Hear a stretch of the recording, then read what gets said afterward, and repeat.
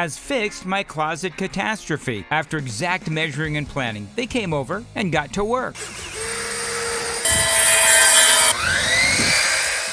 Yeah, once it was all plotted out on their 3D CAD system, the pieces are measured, cut, and precisely installed into my space. It was clean, fast, and professional, and above all, my new closets look and function great. Now, this was my dormer, and now this is my new dormer thanks to California Closets. Look at all of this added space for shirts and shoes, you name it, and it is cut so precisely, simply amazing. And my old closet that has now been reborn as the ultimate in style and functionability, making the best use of the space that I had. They can work on just about anything: bedrooms, garages, home offices, closets, pantries, and so much more.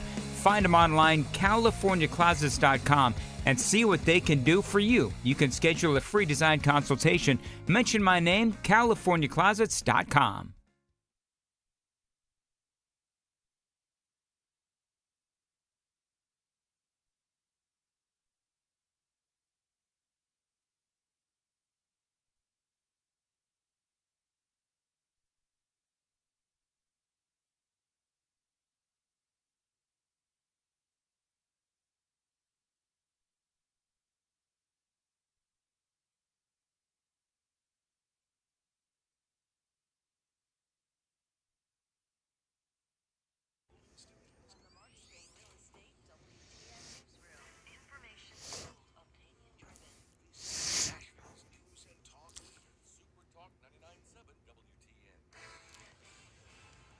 Good afternoon. It is high noon, and I'm Jay Harper with your top stories. Partly sunny, pretty warm at 88 degrees. A forecast is on the way. As concerns over President Biden's continued presidential campaign continue, Republican House Speaker Mike Johnson aimed his criticism at congressional Democrats during their weekly press conference Tuesday, with Johnson saying it's become clear to the country that Biden needs to step aside. What we're projecting from the White House is not strength right now, at a very dangerous time around the world. And that's why the American people are so alarmed by this. That's why the polls say that most of the Americans, people understand that Joe Biden is not fit for that office. In economic news, Fed Chairman Jerome Powell telling today's Senate Banking Committee hearing that due to what he contends are positive signs, Americans are getting closer to a long-awaited interest rate cut.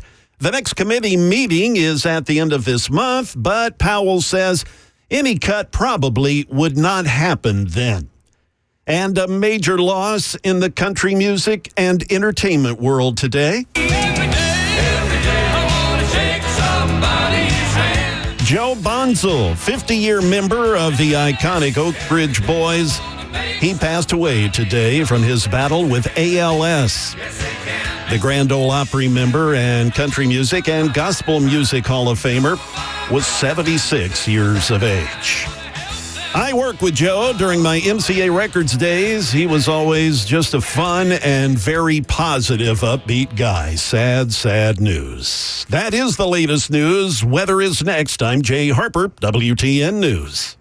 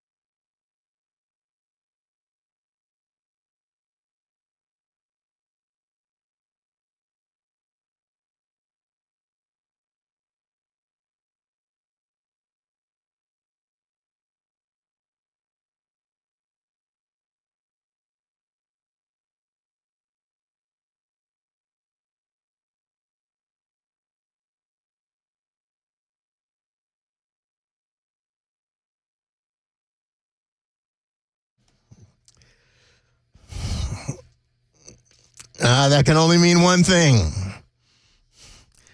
I have a key card now, and they can't keep me from getting in the building. It's Dez Dickerson, your MTV refugee, peripheral visionary, and tour guide to the far side. And when you hear Denial by Seven Dust, you know that it's on like Donkey Kong. And you know what? Do you have any of those phrases that you use, but you cringe every time you hear it coming out of your own mouth? For me, that's one of them. You know, I hate that phrase, but I'm always saying it. It's automatic. But anyway, so back at it again, sitting in for Matt Murphy, who in turn is sitting in for Brian Wilson, who in turn may be sitting in for Walter Cronkite later. I don't know, because it's like we have there's a succession plan in play here.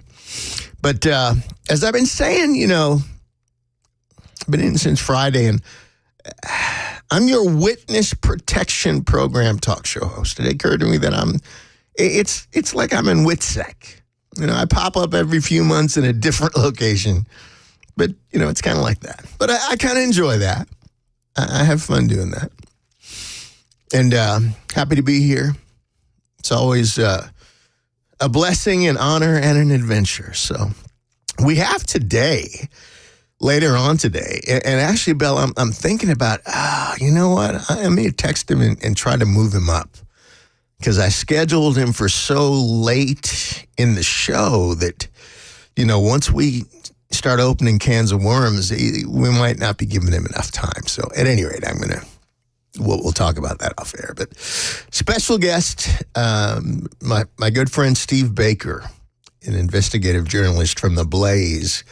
And he's going to be joining us to kind of share the view from 50,000 feet, you know, regarding all things J6. And I don't know if you follow The Blaze, specifically if you follow Steve's work, but put it this way.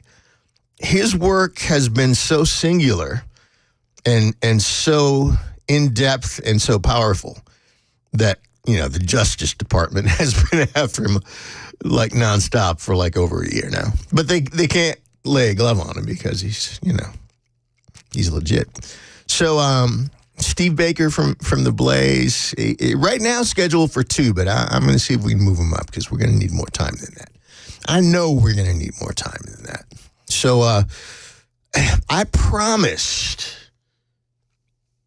our youngest son, Cannon, and you guys know about Cannon, promised him that I would mention our dog Barkley, because he specifically, it was Friday.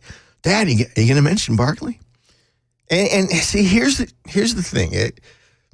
The relationship between the boy and the dog is like, it goes beyond, you know, what was the kid on the Jetsons and Astro? I mean, it goes beyond anything. Elroy. His boy Elroy. Goes beyond all that. You know, Barkley, first of all, Barkley he's a Landseer. He's a type of Newfoundland. And if you're familiar with Newfoundlands, they're like unnaturally large dogs. They're just big dogs, but they're big and sweet. And so, I mean, we'll take him. Technically he's a service dog, so we take him with us wherever we go. Cannon, he's been on me about, well, you need to have him on the radio, Dad. But we have been, you know, taking him to different stores, and there's certain stores that he loves. He loves Walmart for some reason. But, you know, every time we go in a Walmart with Barkley, someone is going to literally mistake him for a bear. And I don't just mean, that dog's the size of a bear. No, I mean people literally think that he's a bear. And, you know, we've had a few times, because Landseers are black and white, very striking black and white. But a few people that were convinced he was a panda. And now, you know, that's not legal, first of all. You can't just roll up with a panda in America. But at any That rate. dog looks like it should be doing hair product commercials, though. It's so silky. It looks like somebody had just got him out of the chair from a grooming. He is definitely he's the glamorous. He wants to live the glamorous life because he's that way. And you know what's weird about that? Because you hit it right on the head. People almost have this like compulsive thing about wanting to like touch him. You know, and most people are polite and whatever, but some people are like, dude, back off my dog. What you doing? In fact, we got to get ready to play that clip. Some people something comes over them because he's so furry and fluffy, and he looks like he's not real. But he is the size of a small farm animal, so you know.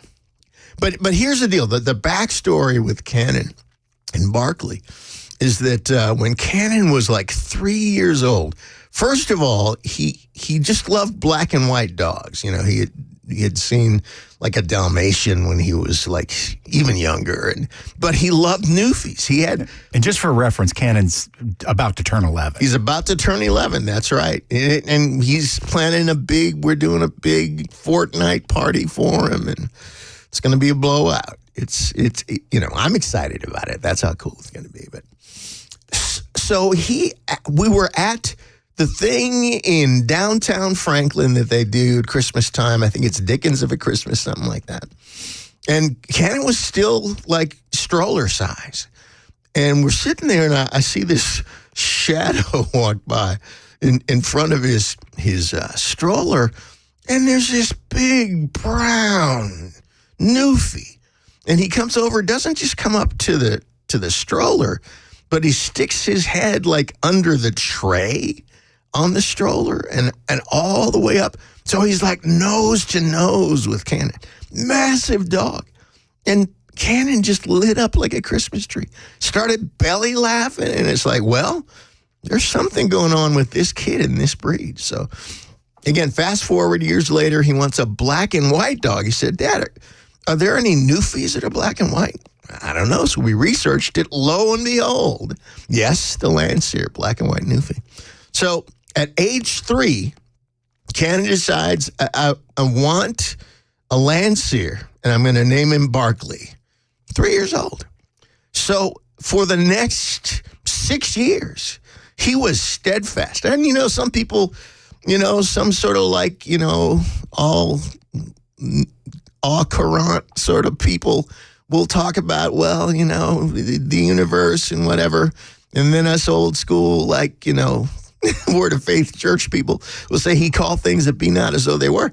But bottom line is, it was a little over a year ago that my wife found in this Facebook group a puppy in Poland, south of Warsaw. He was a Landseer, and it was like, that's him. That's our dog. So we went through this. That's a whole other thing. The process we had to go through to like get him from Poland to here was crazy. But, you know, as someone said to us one time, not people that knew us well, but they just had a conversation with him, and they said, hey, you guys just don't do anything the easy way, do you? And I guess we don't. So we got Barkley over here. Barkley didn't speak a word of English when he first got here, but he learned quickly. And the rest is history. So Barkley and Cannon are, Cannon rather, well, Barkley I talked to. He refers to Barkley as his brother. And they both have kind of cool hair, so it works out okay. But that is the saga of Barkley. See, I kept my word, kept my promise, and I have talked about Barkley. I've done a whole segment on Barkley here on this Tuesday on Super Talk 99.7. So we are about to, I'm going to stretch it a little bit before we go into our break. We're about to go into our break. But, you know, before we do, you know, like Alanis Morris said, I'm here to remind you. You know, I want to make sure that we always stripe the field with, you know, who we are and what we're about. Because there are new people all the time. There are new people, and then there are people that have been around, but, you know, they're developing dementias, and they may not remember. So, but The times can no longer be framed as D versus R, red versus blue, right versus left, and more now than ever. If the events of the last couple of weeks have not made this more clear, I don't know what can.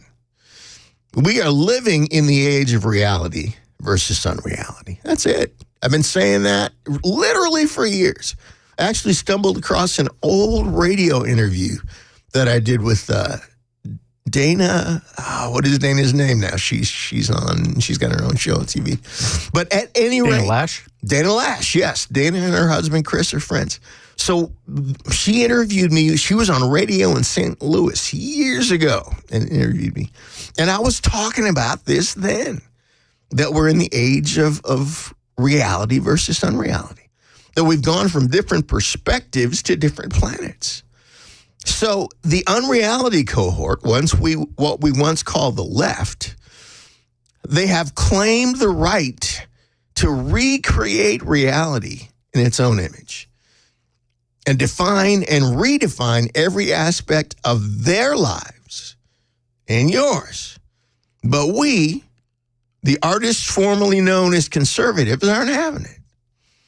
And I say formally called conservatives because there are all these things that we've been called and all these words and terms that we've allowed to be co-opted so they could define us and pigeonhole us and marginalize us. And why do we let that happen? Well, we're not letting it happen anymore. No, we're not conservatives because when the cohort uses that term, it's a pejorative. Why are you gonna let somebody call you names like that? No, we're not having it. Now, we are now clear thinkers. We're not going to be labeled, defined, pigeonholed by the cohort. We are clear thinkers now. So we're back again today doing what we do. And I'm getting ready to cue you up. Back doing what we do on a mission to separate the clear thinkers from the Kool-Aid drinkers.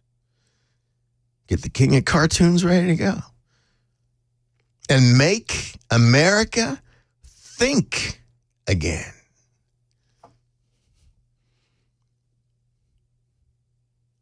Oh, the king was on a break.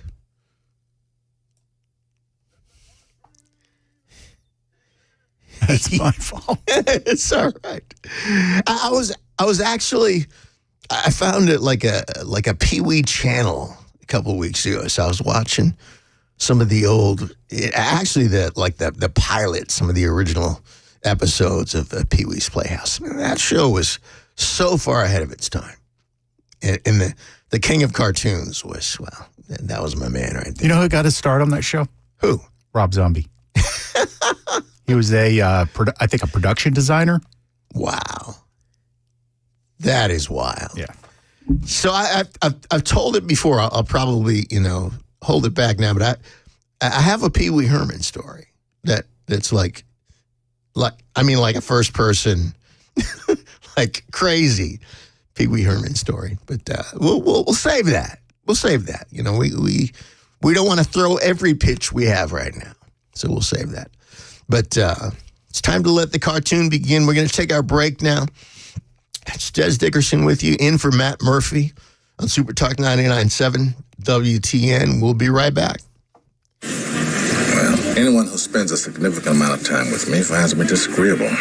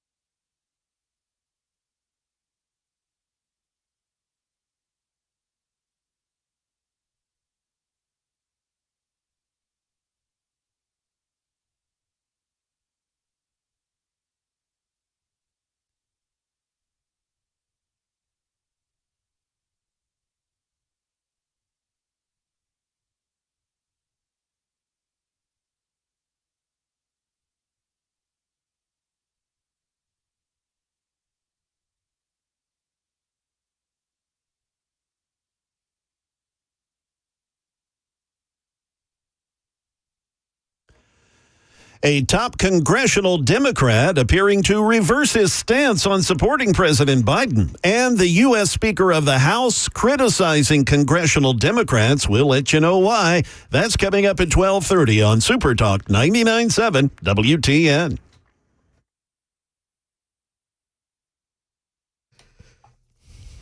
You know what? Even though, I mean, this is consequential, historic stuff. I'm telling you right now, there's going to be some Biden fatigue that sets in. And folks are just going to be over it. Just don't want to hear about it anymore. As weird as that is, I can just tell you it's coming. So I'm going to do something that I rarely ever do. And it's not because I'm being, contrarian and not wanting to do it, but it's just, I just forget to do it. I'm just being as real as I know how to be. So it's to give the phone number on the air. The call-in number, 615-737-9986. That's 615-739-9986. Now, here's the thing. Of course, I thought to say that on a day when we're jam-packed and that there may not be time to get a call in edgewise, but it's out there now. So, and I am, in all seriousness, I'm excited about us having Steve Baker on, and we have moved Steve up, by the way. We've moved him up from 2 hour time to 1 hour time. So Steve Baker in our time.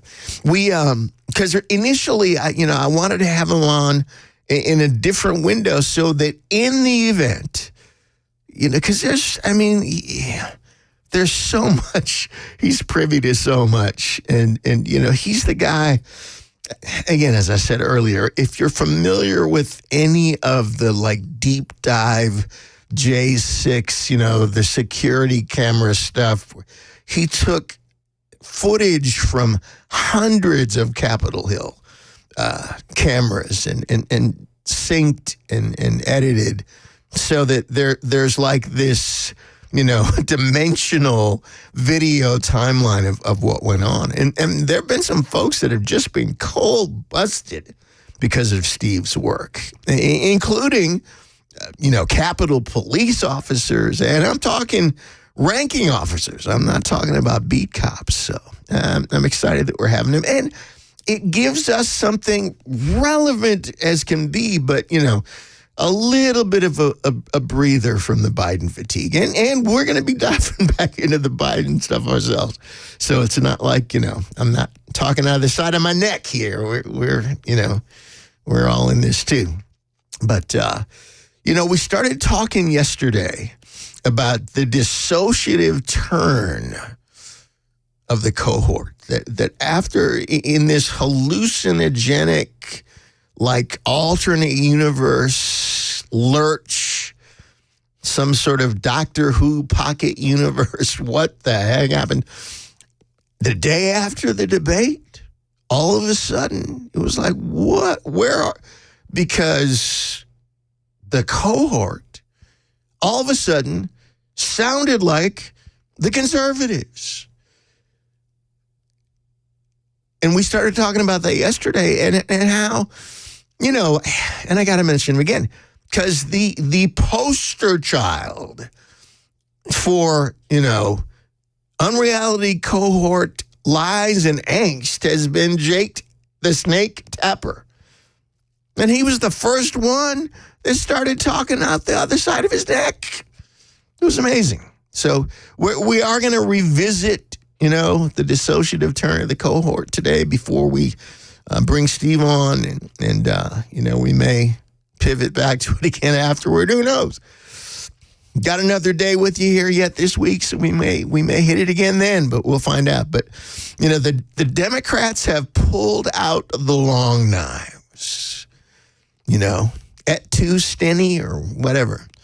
But lo and behold, they're using them on each other. If somebody had told me a month ago that was going to be the case, I wouldn't have believed it.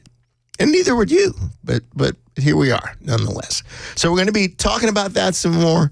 Right now, we're going to take our break here at the bottom of the hour. You're listening to Dez Dickerson on Super Talk 99.7 WTN. I'm in for Matt Murphy, who will be in later today doing the drive.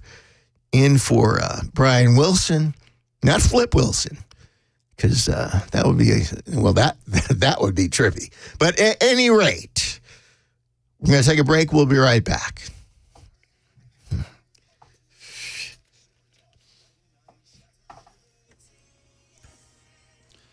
Good afternoon. It is 12:29, and I'm Jay Harper with your top stories. Partly sunny. We've got some clouds moving in, though. 88 degrees, that weather forecast. There is some rain in it. We'll have that for you here in just a little bit.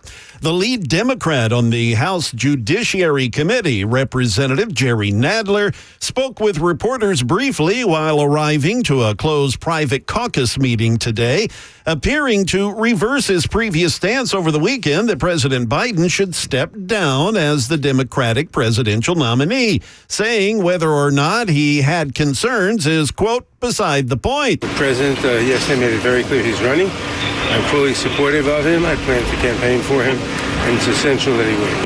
Well, across the aisle, as concerns over the president's continued campaign continue, well, the Republican House Speaker Mike Johnson, he's aiming his criticism at congressional Democrats during their weekly press conference today, claiming they conspired in a cover-up of the president's condition. The Democrats have misled us, and they need to be held accountable for that.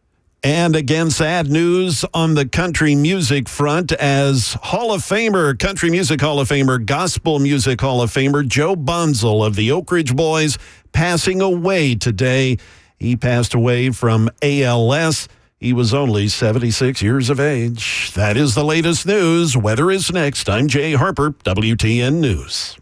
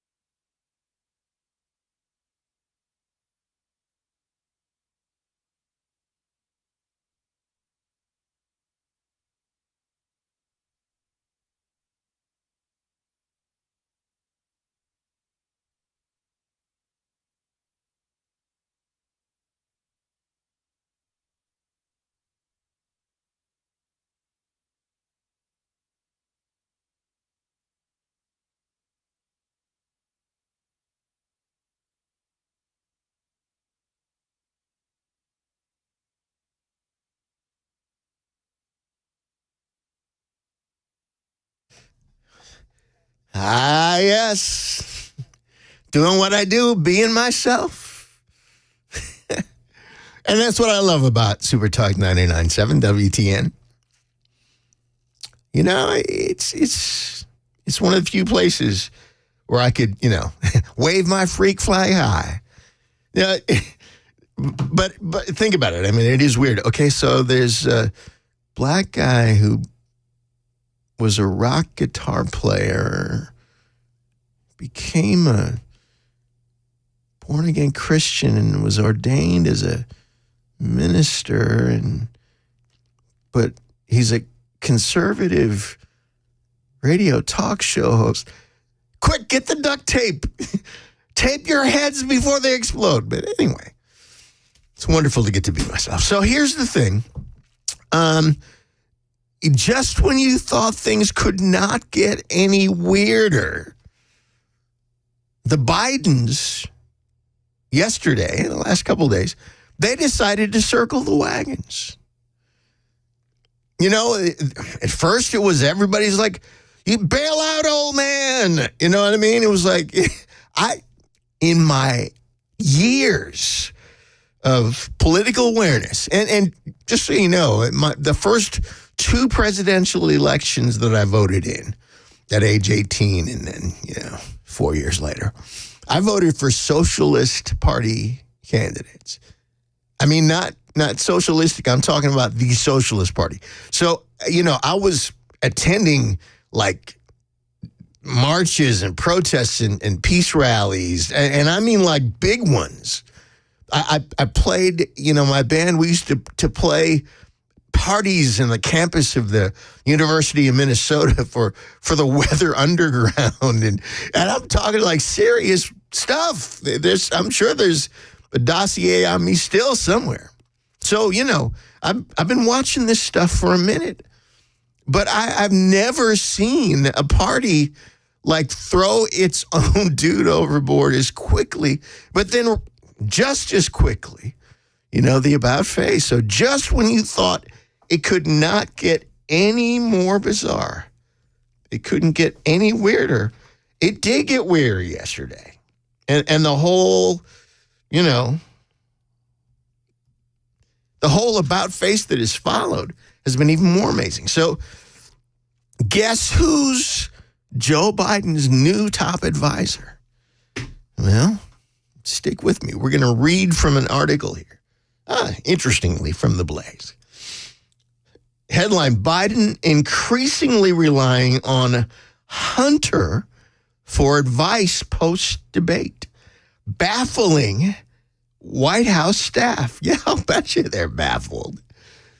They're bumfuzzled, So the subtitle is, what the hell is happening? Goes on to say, President Joe Biden is hunkering down and consulting with people he trusts the most. His family. Kind of like Vito. Trust the family. That includes convicted felon and son Hunter Biden, much to the bewilderment of White House staff.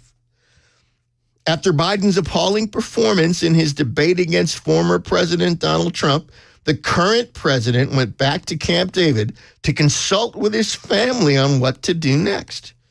It was reported that First Lady Jill Biden and Hunter were among those who passionately told the president to stay in the race. Doesn't surprise me a bit, especially Jill Biden. Jill Biden would offer him for human sacrifice if she got to stay in that house a little longer. Yeah, I said it. So the family placed the blame of the bad debate on the team that prepped Biden for 6 days. Yeah, that's it. That's the problem. It's the people. Shoot the messenger. What? So NBC News revealed on Tuesday that Hunter is still sitting in on meetings at the White House after the family's return from Camp David. While he is regularly at the White House residence and events, it is unusual for Hunter Biden to be in and around meetings That is because, those guys keep their business affairs completely separate. Everybody knows that. Meetings that his father is having with his team, these people said. They said the president's aides were struck by his presence during their discussions, NBC reported. One of the people familiar with the matter said Hunter Biden has been closely advising his father since the family gathered this past weekend at Camp David after Thursday's debate. This person said Hunter Biden has, quote, popped into a couple of meetings and phone calls with the president, or that the president, rather, has had with some of his advisors. So again, quote, what the hell is happening is what high-level White House staffers have said about Hunter's presence. At the White House press conference on Tuesday, Press Secretary KGP, are you down with KGP? Sorry, couldn't resist. Confirmed the report. KGP confirms Hunter Biden has joined the room for at least one meeting with Biden at the White House. Look, the president, as you know, is very close to his family. This is the holiday weekend, 4th of July. Hunter came back with him and walked with him into that meeting, that speech, et cetera, et cetera, et cetera. So former press secretary Jen Psaki, Jen hitting the Psaki, defended the advisors. Ronald Klain, former White House chief of staff, and a complete crackhead. And advisor Anita Dunn, bigger crackhead, who prepared Biden for last Thursday's debate. Psaki said the person at fault was Biden. Well, good for you, Jen. It was a bad debate. I have no doubt they were tough, strategic, and direct. Believe me, I have seen them in action. But prep does not always determine the outcome. Biden had. Really? I don't think he has a high enough IQ to be had, but anyway. Important convos about what happens next. But if you're directing your ire at prep, you're not talking about the right thing, she said. The dam, for elected Democrats to call for Biden to step aside from the election appeared to finally break. After Representative Lloyd Doggett, who represents Austin, Texas, the tie-dye curtain, y'all, issued a statement on Tuesday saying Biden needs to withdraw in order for Democrats to have a chance at beating Trump. The man himself, Biden, says he may not be as clear as he used to be, but he's staying in the race. So I just want us to be clear. I just want us to take some deep cleansing breaths. And just think about this for a second. A crackhead is now literally the top advisor, personal advisor for the President of the United States of America. An actual crackhead, y'all. And we have film. There's photographic evidence. So you didn't actually believe Joe was just spontaneously he just spontaneously picked up his flip phone yesterday morning and called into Morning Joe. No, it was like I said, Hunter, if we could get, some of that nifty, CIA, NSA audio gear so we could filter things and turn things up, you'd hear Hunter in the background saying, hey, and then say this. Hunter Biden, known admitted felon and crackhead, is now the number one advisor to President Joe Biden. Just when you thought it couldn't get any weirder. So once the White House started resembling a scene from The Godfather, clearly someone took out the calculator. Because, it had to be like dinner at the Corleones. the morning after the debate. It had to be. But think about it. But here's the thing, though. Here's the like the crackhead, crazy, this is so weird it makes sense thing. If you were in a situation,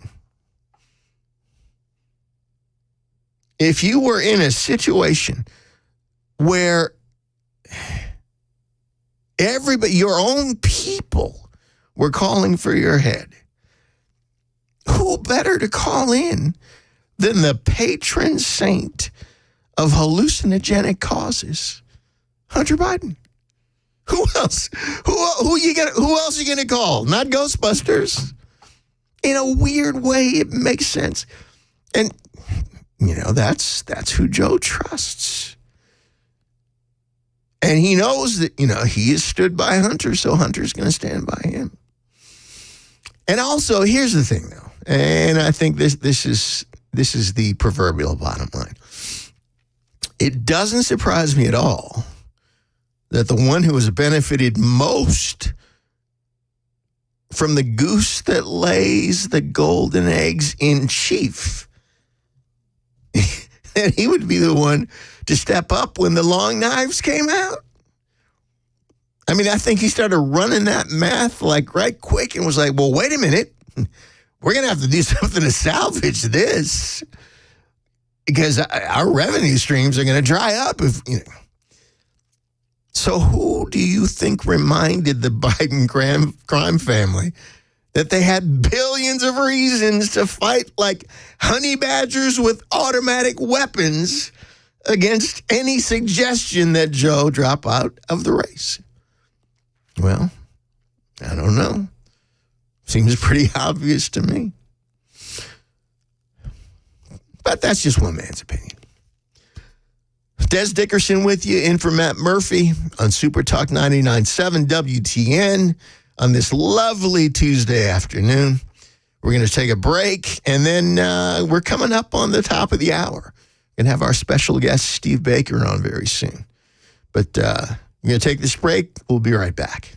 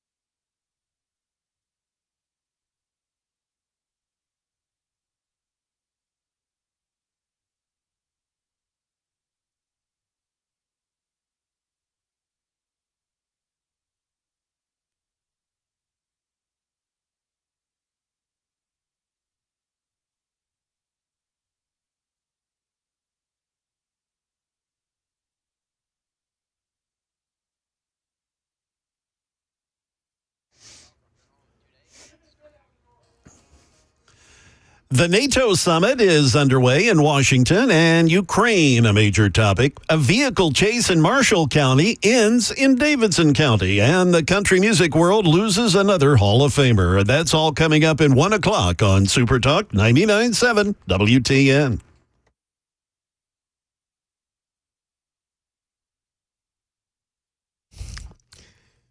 Oh, yeah. That's another thing that'll sometimes come out of my mouth, and I'm like, and sometimes it fits though. You know, when you hear a clip from an old Run DMC song or something, it's hard not to say, oh yeah. But anyway, we are coming up on the 1 o'clock hour. Our guest Steve Baker is going to be joining us, but before we do, we got Jimmy in Shelbyville. It's on hold, and we're going to get Jimmy on board before we take our break. Jimmy, what do you got for us? I just wanted to say that besides Matt Murphy, I know three more talk hosts are disc jockeys. Let's see, Jack Gallo from Memphis. Let's see, he was on WMPS, I think, in Memphis back in the 60s and 70s. I went to high school with him. He did a radio workshop in the high school. And then I knew Wink Martindale. And also then when I moved to California, I knew Jill 103 Stockton Modesto, Jill Montana. Cool. Well, Jimmy, you've been hobnobbing with the stars. Oh, well, I didn't know that Valentine fella. He was at y'all's station there, but before I moved here from California in 2005, I think. Well, I tell you what, Uncle Phil was a dear friend of mine. Love him, and a huge part of why I'm doing talk radio is Phil Valentine, because he personally encouraged me to do it for many years. Yeah, I didn't know. I never talked to him. Well, he was a good man. But anyway, that 103 was a Western station. They played Western music. Jill Montana. She, from the radio station, I had a little cigarette store there in Central, right outside of Modesto, California. I used to work for the cheaper stores. So I started my own little cigarette store when I quit, and so I had the Marlboro truck show up, and then Jill came and did a radio program from my little store in Waterford, California. A little strategic brand partnership. Jimmy, thanks for calling in. We're on the break at the top of the hour. We appreciate you. WTN, Super Talk 99.7. We'll be back with Steve Baker here in a bit.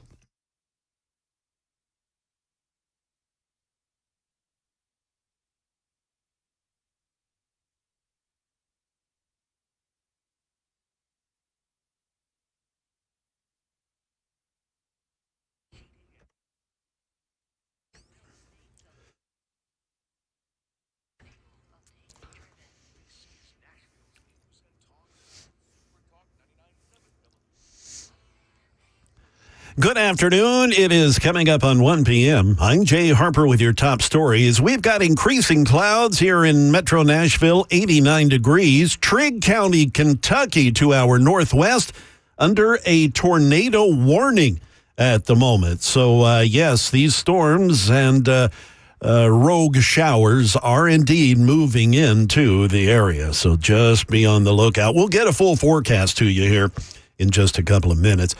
The annual NATO summit gets underway today in Washington, D.C. This year, the alliance is marking its 75th anniversary. ABC's Karen Travers, she's got details of what the White House is looking to accomplish, including new support for Ukraine. Summit on more air defense support for Ukraine. National Security Spokesman John Kirby telling ABC's Good Morning America. They need air defense capabilities. You're going to see the allies step up to that need. You're going to see the allies step up to what we call bilateral security agreements for longer-term defense needs for Ukraine for whenever and however this war ends. NATO leaders are also expected to lay out more specifics on the path for Ukraine to join the military alliance. Back here in Middle Tennessee, a Chapel Hill gun shop was broken into after a vehicle crashed into the building this morning. News 2's Allie Lynch has more. This morning, the vehicle crashed into Echo 3 Armory, which is located on North Horton Parkway in Chapel Hill. The driver then led officers on a lengthy pursuit. Chapel Hill police say officers chased that vehicle into Davidson County for nearly 50 miles. The vehicle that crashed into the business was reported stolen. Right now, investigators say it's unknown if anything was taken from that gun shop. Thus far, no reports of an arrest in that case. And a major loss in the entertainment world today, as Joe Bonzel, the 50-year member of the iconic Oak Ridge Boys, passing away today after his battle with ALS.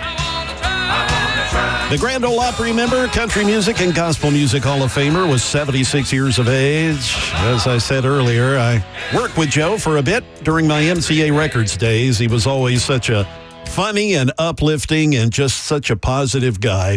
Sad, sad news today. That is the latest news. Weather is next. I'm Jay Harper, WTN News.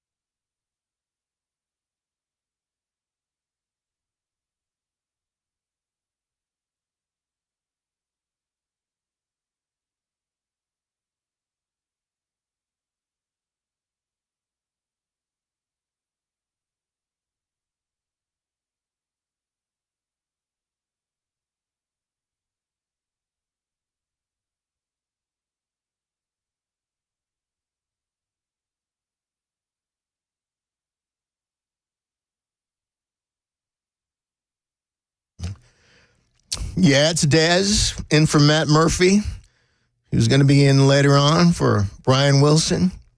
But right now, I mean, like right here, right now, we have a special guest and a good friend. And we go back many, many years. I got to, leave the specificity out lest we sound like fossils. But, if someone would have told us, as Steve Baker, ladies and gentlemen, welcome, Steve Baker. Hey, Dez. Good to be here. Thanks. Well, thanks for joining us. Thanks for popping in on fairly short notice, and we appreciate that. So if someone had told us 30-some years ago, there's going to come a point where you're going to be an investigative journalist and you're going to be a radio talk show host, I'd still be laughing. I mean, literally, like, on the floor.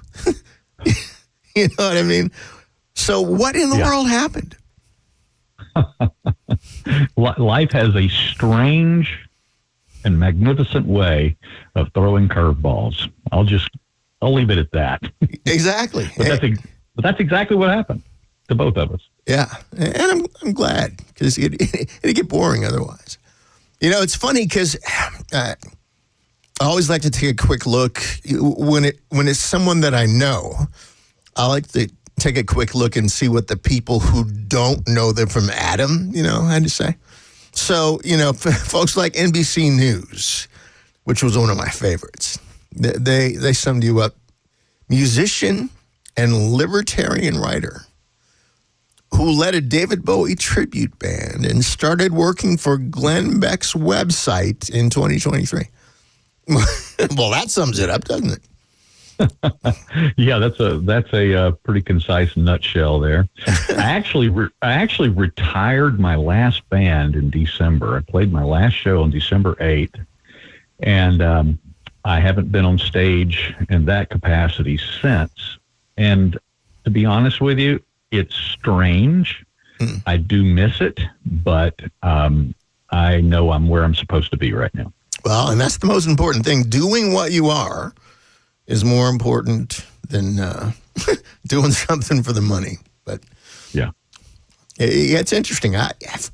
For me, the playing thing, years ago, I just remember the day where it was like, it occurred to me that the monkey was off my back, that I could play because I enjoyed it. I could play because I lived in a town where, this is the place where rock and roll comes to retire. So there's just lots of people to play with and lots of things to do. But I didn't have to do it because I never wanted to. I woke up in a cold sweat some nights from a nightmare of, I'm trying to get on a bus with a walker. And it just, it's kind of freaked me out. But well, back in the late 90s, when I was, and yourself were involved in the business of music more than anything else, I had not actually performed for over 10 years at this point, and I was missing it. And I started having dreams. They weren't nightmares, but I would wake up. They were almost like guilt dreams. I'd wake up in a cold sweat, and I was having dreams about what I used to do on stage. Interestingly, I was always better in my dreams than I ever was in real life. Of course. Story. And I started missing it so badly that I made a purposeful transition out of business back to being a musician again, a performer. That's awesome. And then for the next 25 years, that's what I did. I made my living on stage. At any one time, I had as many as 4 bands of my own working. And then one day, this thing called COVID came to town, in early 2020, and the government took my job away from me. At that point, all of my streams of income were directly tied to live performance. Wow. I was still managing a couple of acts outside of my own bands, but they were, largely the income was from live performances. So in one swift stroke, 2 weeks to flatten the curve became 2 months. And it was during that 2-month period that I began to be suspicious and fearful that was going to be 2 years. It ended up being a year and a half. And I made the transition to moving what was then we'll call it my hobby or my side hustle, which was doing journalism and doing political writing and analysis and that sort of thing, which I had done for 25 years anyway. And I moved that to the captain's chair of my life, and I moved the music over to the co-pilot's chair. And then as that other side of my brain took off and the other side of my activities became the predominantly time-consuming and ultimately all-consuming aspect of my life, the bands were suffering. And then Blaze wonderfully and graciously invited me to come on board as a correspondent with them. I accepted last summer, and then I just basically allowed my calendar to die. And I allowed my music calendar, I allowed it to just fade off, and I quit booking shows into 2024, and my last gig was on December 8th, and I remember putting my horns in my trumpet case and taking the mouthpiece out and putting it away. And as I closed the case, I actually had a moment where I said, "Is this the last time you'll ever do this?" And I don't know that it will be, but that was the last time I saw my instrument. Wow. Yeah, I can tell you from firsthand experience that oftentimes, like later, there'll be this other voice that comes and says, "Nah." You know what I mean? Just when I think I'm out, they pull me back in. But yeah. So here's what I would love to do today, because there's, it's like, well, Steve, can you give us a synopsis of? It's kind of like, yeah, can you do a synopsis of the Iliad and the Odyssey? I would rather just kind of give you the floor. And, there's to say that your story is compelling is an understatement, because it's a network of stories. It's kind of a library of stories. And I would do it in injustice trying to even sum it up. So if you would, just go ahead and hop in at whatever you think the beginning is, and just give us, the view from 50,000 feet to the granular of whatever you think is worthwhile, new things, old things. And again, I'm not even going to go into specifics of, well, here's why you would have probably, if you haven't heard Steve's name, then you are familiar with his work. I'm going to let you do that. So Steve, take it away. Yeah, man. I just kind of starting from where we left off a moment ago, where I left off, is I wanted to literally, die of a heart attack or a stroke on stage when I was 90-something years old. I felt that was my calling. I felt like it was what I was supposed to do. Felt like it was the reason I was on this planet. I've always had urgings and thoughts and suspicions maybe that wasn't the reason I was here. And so there's always been this underlying thread through my life of doing this alternate thing, and it goes way back. I was politically enamored, let's just say, when I was a child. I remember by the time I was 8 years old, arguing politics on my third grade, recess playground at school.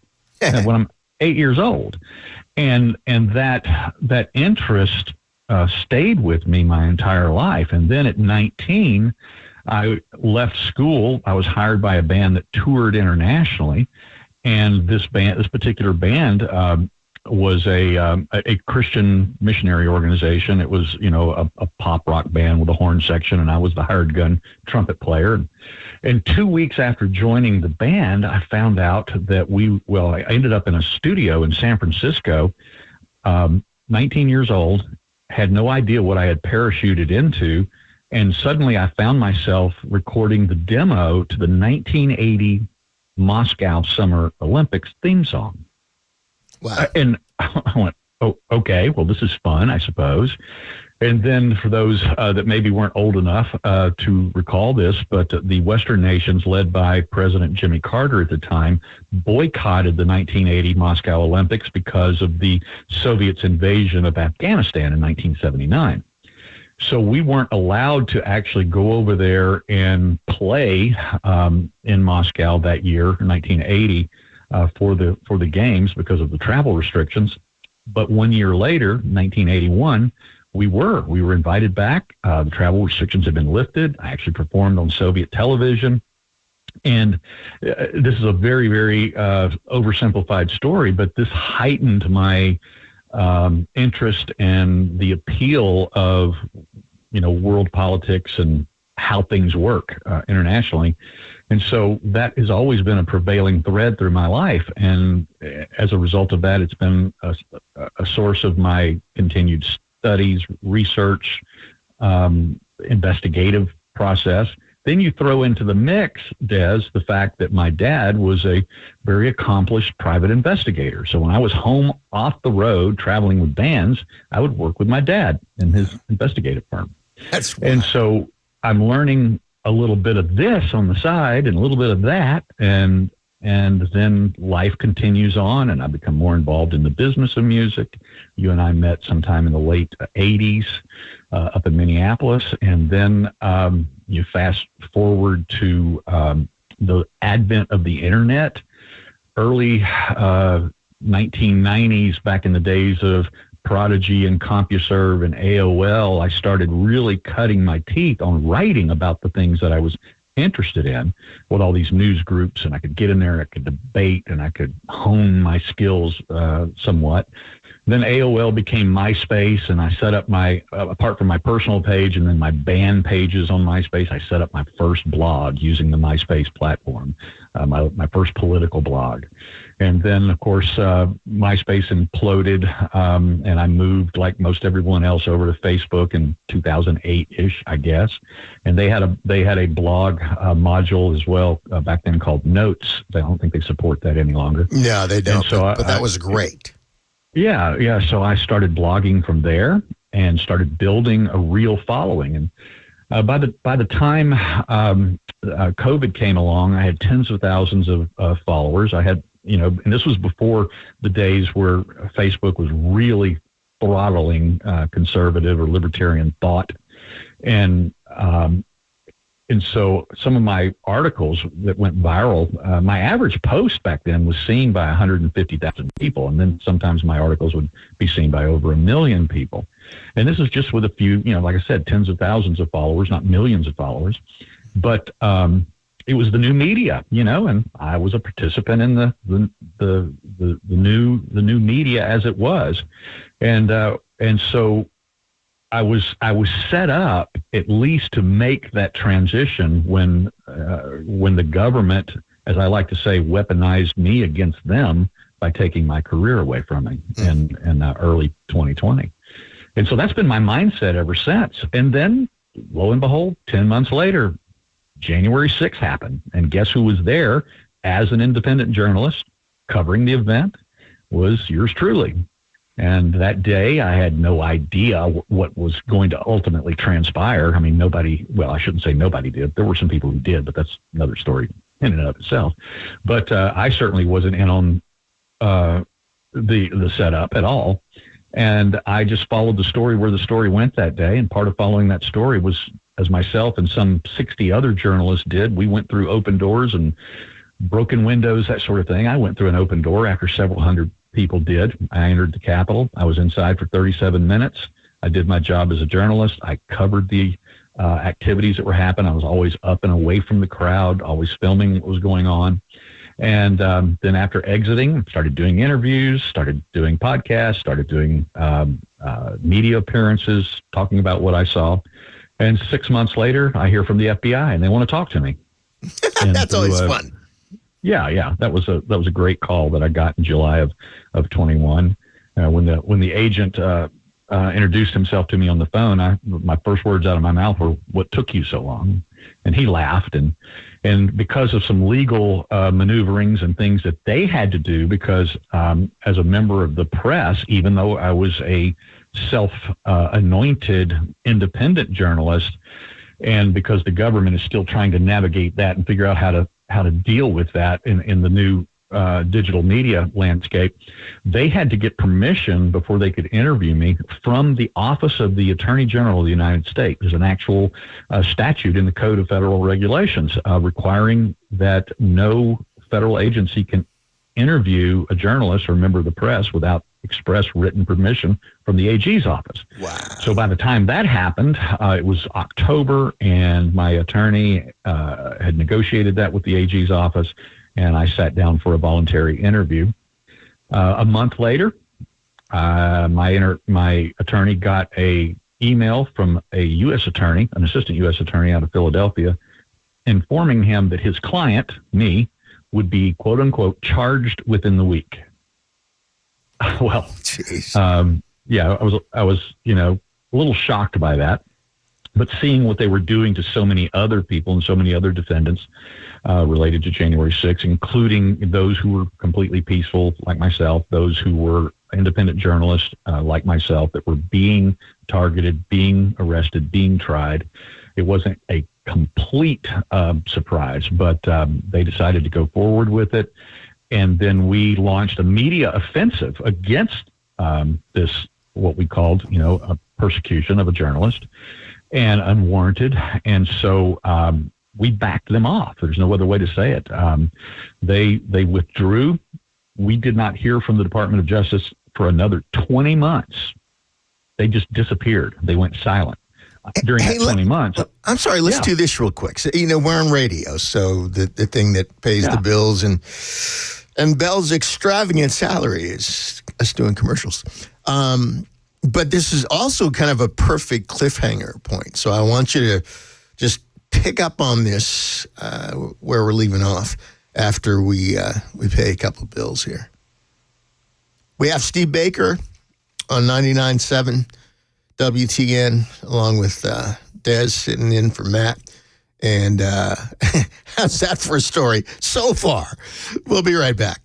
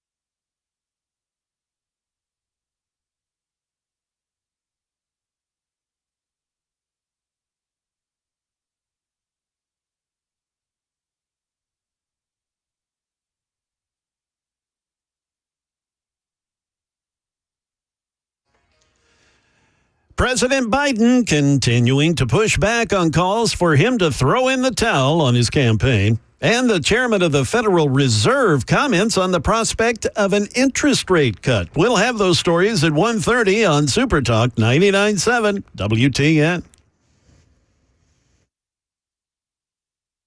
Well, let's turn that up, Bill. We got to have some more. There we go. Yeah. Just to get the adrenaline pumping before we hear the rest of, or the next portion of Steve's story. So, again, we have Steve Baker on with us. So, Steve, what is your official moniker with respect to your role with the Blaze? I don't want to. I'm a Blaze investigative journalist. That's my official role and title. So that's what I do right now. Is I am looking into basically all things that the government is doing wrong, and not just January 6th related, although that's probably occupying about 80% of my time right now. But really and truly, I'm looking at the abuses of the Department of Justice and all of their subsidiaries, including the FBI and other intelligence community agencies, and what they're doing wrong right now and how they have been weaponized against the American people. And I'm sure that you're one of their favorite people right now as a result of all I am not their favorite person right now. So to pick up where we left off, go ahead and just jump in and take us deeper down the wormhole here. Yeah, going down the timeline, picking up at the cliffhanger, after I was threatened with prosecution back in November of 21, they went silent. As I said, we did a media offensive, and I just did dozens and dozens of media appearances of all types, written, magazine, newspaper, podcast, television, radio, et cetera, and we seem to have at least made them think, okay, this is the most aggressive pushback we've had from anyone. And even though I was still independent at the time, I had enough of a network built that we were able to make them rethink this and decide whether they wanted to take on the PR battle or even the PR black eye of actually prosecuting a journalist, independent or otherwise. And so they did. They went away, and we didn't hear from them for 20 months. And it wasn't until August of last year that I received, another call from my attorney who said, we have a service of process notice that we have to go by the FBI field office and pick something up. And I said, okay, well, what is that? And we didn't know until he actually my attorney went over and retrieved it at the field office here in Raleigh, North Carolina. And it was a grand jury subpoena for my work on, my videos on January 6th. And so here they had waited 2.5 years before sending me a subpoena for my videos, but this was something that we offered to them without restrictions and, voluntarily back in October of 21. So they, having the subpoena in hand, we complied. I, delivered on a flash drive all my videos to the FBI. And the frightening part about that, Dez, is that an a grand jury is not seated to look at somebody for misdemeanor offenses. Grand juries only look at people for felony offenses. So to say that I've got a knot in my chest at that point for the next few days, then it became weeks, and then it became months again, not hearing from them until mid-December of last year. I was actually in D.C. I was actually ironically sitting in Thomas Massey's office when I got another text from my attorney. He said, you need to call me. I think this is the big one. I stepped out into the hall there at the Rayburn Congressional Office Building and called my attorney back, and he said, okay, this is it. They are saying that you have to self-present and turn yourself into the FBI next week. And that would have been the week before Christmas of last year. And so by now I'm working for the Blaze, and the Blaze went into high gear immediately. I started doing all the Blaze shows. I was on with Glenn Beck the next morning. Within 24 hours, my own tweet that I was about to have to self-present for arrest to the FBI was seen by 4.5 million people, not counting all the other Blaze platforms. And we get a call from the FBI at close of business that next day. I was on a Friday, and they tell my attorney again, okay, we're not going to do that now. We've decided to hold off until sometime after the holidays. So we effectively beat them back yet again by the enormity of that media response. And so, I don't know what's going to happen. I am literally being hung out in limbo with not knowing my future, not knowing what kind of peril I was actually in. Where this is now, this is over 3 years, Des. Wow. And so, interestingly, when my attorney got the call this time back in mid-December that I was going to have to turn myself in, he asked the FBI agent what the charges were going to be, and the FBI agent actually told my attorney, we're not going to tell you because Mr. Baker will tweet it out. You think? Yeah. Of course I will. I will tweet it out. I will write articles about it, and I will do hundreds of interviews based on it. That's going to happen. So they left me hanging out to dry. So you go back to August of last year, there's a grand jury looking at me, which means that they're looking at me for a felony, which I was nonviolent. I was totally peaceful on January 6th. I had no planning. I wasn't participating in any seditious conspiracy. I wasn't involved in any other conspiracy whatsoever. In fact, I showed up at January 6th with another journalist of some esteem, a colleague of mine and friend who also lives in Raleigh. And we went to D.C. to cover the event. No other reason, no other purpose, no other intentions whatsoever. So we're at another perfect stopping point for our break yet again at the bottom of the hour. Yeah, these are great. These are unplanned cliffhangers, folks, but we keep hitting them right on the nose. So Steve Baker with Dez Dickerson here on WTN, and we're going to be back in just a few.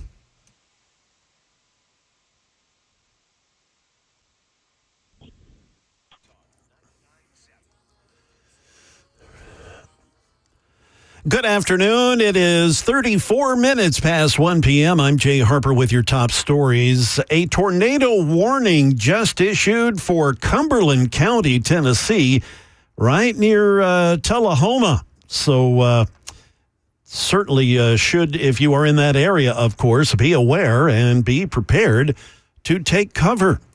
We've got clouds and sun here on Music Row, 90 degrees. We'll get you the complete weather forecast here in just a moment.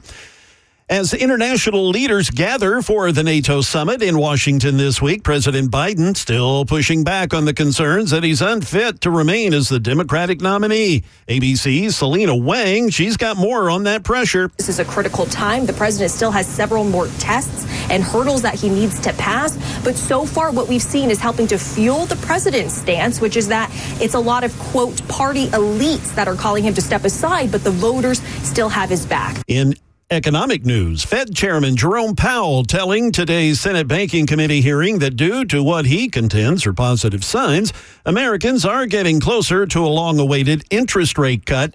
The next committee meeting scheduled for the end of this month, but he says that any cut probably would not happen just then. Again, a tornado warning has been issued for Cumberland County, Tennessee. Tompkinsville up to Marrowbone, those areas, things looking rather dicey there. So again, just be aware. That is the latest news. We'll get you the official weather forecast in just a bit. I'm Jay Harper, WTN News.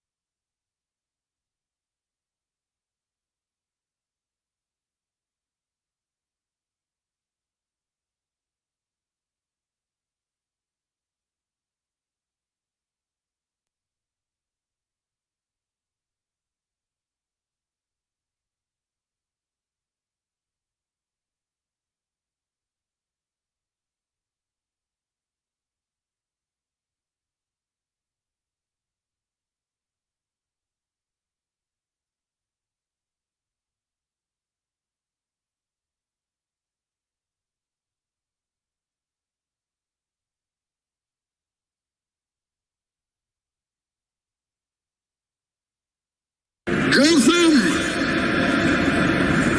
take control. Take control of your city. That seemed appropriate, as we come back in. See, we don't fool around with small stuff on this show. We get right down to it and start to uncover stuff. And that's what Steve does for a living. You know what's wild?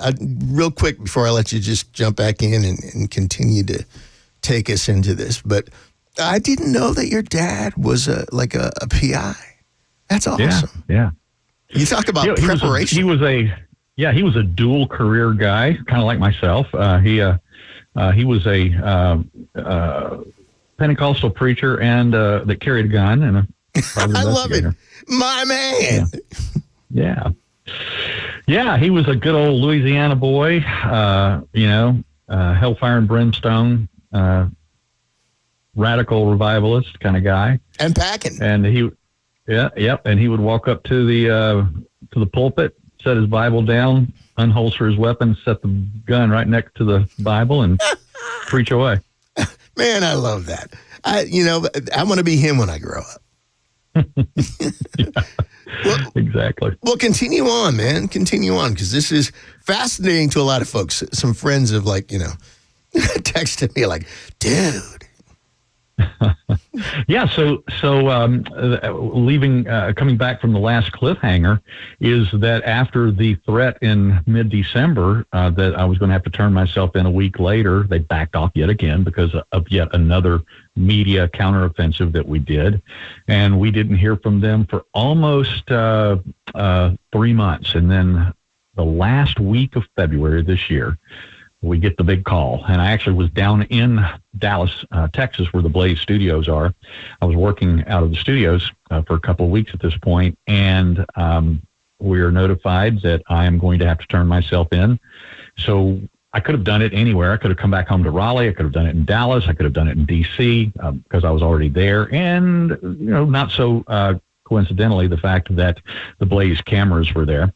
I chose to turn myself into the FBI field office there in Dallas. And part of the messaging that we got from the assistant U.S. attorney in charge of my case, his name is Adam Dreher, he's out of D.C., he told my attorney that I needed to show up at 7 o'clock the next morning wearing, and this is a quote, T-shirt, shorts, and flip-flops. Hey, what are you wearing? Yeah. So the reason for that is because they obviously intended to transfer me to an orange jumpsuit and put the leg chains on me. And I knew that because I'd been following January 6 cases. I still don't know what my charges are. They still will not tell my attorneys. By this time, I have 5 attorneys now working for me. They will not tell them what my charges are until I actually turn myself in, and until I am officially arrested. Then the court will, quote unquote, unseal my charges, and I will know.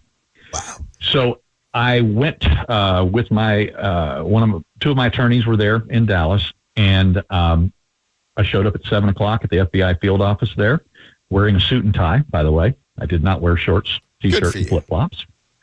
And one of my attorneys went over and negotiated with the 2 FBI agents that met us at the gate, and they agreed that they would not transfer me into an orange jumpsuit, and that all I had to do was remove my shoelaces, my belt, my jacket, and my tie. And so I was going to be allowed to wear my slacks and my dress shirt.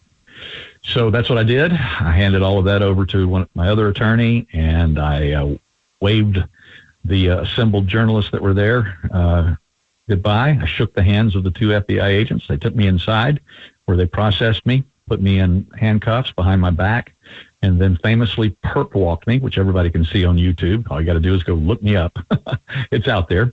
Wow. Millions of views. And I was perp walked to their car, where they transferred me to the Dallas federal courthouse downtown and handed me over to the U.S. Marshals, who then proceeded to put me in leg chains and a belly chain with my wrist bound to the front of my belly.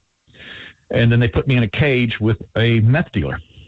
And that's where they held me until my hearing before the magistrate a couple hours later. And then they marched me into the courtroom in the leg chains, belly chains. And, I now know what my charges are, because as soon as I was arrested, my attorneys were able to bring, they brought me in one of those rooms you've seen on the movies and television where I could speak to them through the glass. And they read the charges off to me, and they were 4 misdemeanor charges. So let's just put not too fine a point on this, Des. In the 100+ year history of the FBI, before January 6th, they had never so much as ever even investigated a misdemeanor case. It's not what they do. They had never so much as ever swatted somebody at their home for a misdemeanor charge, but they have done that to dozens and dozens and dozens of misdemeanor defendants related to January 6th. And I have 5 attorneys, 2 of them federal prosecutors for over 20 years. None of them have ever seen a misdemeanor defendant marched before a magistrate in leg chains. A nonviolent misdemeanor defendant marched before a judge. Jeez. And there were felony offenders sitting in the gallery of the courtroom with their attorneys, wearing their suit and ties or nice dresses if they were female. But I had to sit up with the meth dealers that were in orange jumpsuits in my leg chains, and then I had to go stand before the magistrate that way. So that's my it's not certainly not the end of my saga, but we've been through several hearings now in my case. I do have a trial date set in November. I don't think that'll happen until sometime next year. And now we're just in the process of all the motions and the back and forth evidence discovery process, and it's going to be a long road before we get there. I've not been offered a plea deal yet. Typically, they do that very quickly, but I have not been offered one, and we're a little bit curious about that. But then again, I've also been very vocal about the fact that I don't intend to take one. Now, when I say I don't intend to take one, I'll be honest with you. Now that I've had since March, because this arrest happened on March 1st, I've had a lot of time to realize how this is affecting me psychologically and emotionally, and interfering at times with my ability to concentrate on my work. So if in fact I do get one, and we expect that the government will get around to it at some point, if I do get a plea deal offer of any kind, we will look at it, and I will consider it thoughtfully. I'll take it before my closest counsel and advisors, my attorneys. I'll take it to the Blaze team. I'll take it to Glenn Beck and say, what do you think is best? What's best for the company? What's best for me? What's best for the country? Do we fight this and stand on our First Amendment rights? My First Amendment rights as a journalist to cover an event, and knowing that it's a no-win situation in D.C. for these January 6ers. Typical D.C. trial, Des, a federal trial in D.C., are about 40% acquittals. So in other words, the government gets their guilty verdict in federal trials held in D.C. roughly 60% of the time. In the January 6 cases, it's a 99.75% conviction rate at this point. So it's a no-win scenario. If I do go to trial, unless there's some sort of divine intervention, I'm going to be convicted. And based on the charges and based on the 1,400, almost 1,500 other cases that I've followed and watched and looked at very closely, I could get sentenced to anywhere from 60 days to probably 8 months in prison. I have a colleague and now a good friend who was also an independent journalist, and he was actually contracted as a videographer. He's a photojournalist. That's his job. It's what he does for a living. And he was contracted by an actual mainstream news agency out of Mobile, Alabama, to go up and cover January 6th.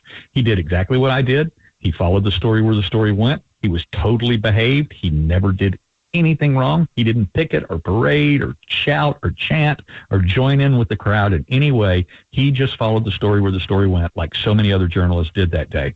He was the first person arrested in Florida. He lives in Pensacola.